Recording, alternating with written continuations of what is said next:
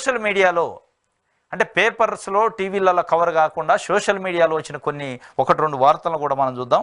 అంటే కొన్ని వార్తలు సోషల్ మీడియాలో వచ్చినాయి.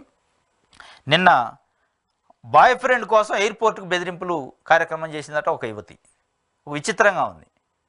మరి చదువు ఎక్కువైందా, విజ్ఞానం ఎక్కువై చేస్తారా ఇది తెలియదు, కానీ బాయ్ ఫ్రెండ్ కోసం, బాయ్ ఫ్రెండ్ ఎక్కడ వేరే ఫ్లైట్లో ఎయిర్పోర్ట్కి వెళ్తాడో, ఫ్లైట్లో వేరే ఊరు వెళ్ళటానికి ఆయన ఆపటం కోసం, ఆయన పైన కక్ష సాధింపు కోసం ఒక ఆమె చేసిందట. పూణేకి చెందిన ఇందిరా రాజ్వర్ అట.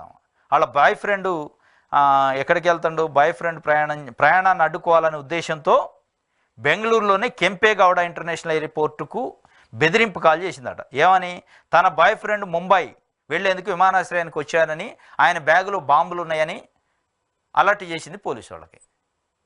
అక్కడున్న ఎయిర్పోర్ట్ అథారిటీస్కి ఫోన్ చేసి చెప్పింది, నా బాయ్ ఫ్రెండ్ సోయిన్సో ఆయన బ్యాగులో బాంబులు పెట్టుకొని వస్తుండు, ఆయన బెంగళూరు నుంచి కెంపేగౌడ ఎయిర్పోర్ట్ నుంచి ముంబైకి వెళ్ళడానికి బయలుదేరిండు, ఆయన ఇమీడియట్గా పట్టుకోండి, మీరు ఆపండి అంటే వాళ్ళు భయభ్రాంతులకు గురయ్యారు. నిజంగానే బాంబులు అదంటే చాలా అలర్ట్ అవుతారు. మొత్తం ఆ ఫ్లైట్ని ఆపారు, మొత్తం అలర్ట్ చేశారు, ఆయన పట్టుకుంటూ మొత్తాన్ని చేశారు. చివరికి తెలిసింది ఏంటంటే ఆ బాంబులు లేవు, ఏది లేవుతుంది. ఆ బాయ్ ఫ్రెండ్తో ఏదో గొడవ పెట్టుకుంది, ఆయన ఆపటం కోసం ఒక ప్రయత్నం చేసి బాంబులు ఉన్నాయని బెదిరించింది. ఇట్లాంటి సైకోతనం అంటారు దీన్ని. ఇది ఒక రకంగా మెంటల్ కేసులు. ఈ మెంటల్ కేసులు మొత్తం వ్యవస్థను భగ్నం చేసే అవకాశం ఉంటుంది. ఎయిర్పోర్ట్కి ఫోన్ చేసి బాంబు బెదిరింపు అంటే నిజంగానే బాంబు బెదిరింపులు ఉన్నప్పటికీ స్పందించకుండా ఉండే పరిస్థితి ఉంటుంది. ఇది ఒక రకంగా ఒక జోక్ అయిపోయింది. ఇగో ఈ పైన ఎఫ్ఐఆర్ కూడా నమోదు చేశారట. నమోదు చేసి చర్యలు తీసుకుంటున్నారు. ఇది ఒక వార్త అయితే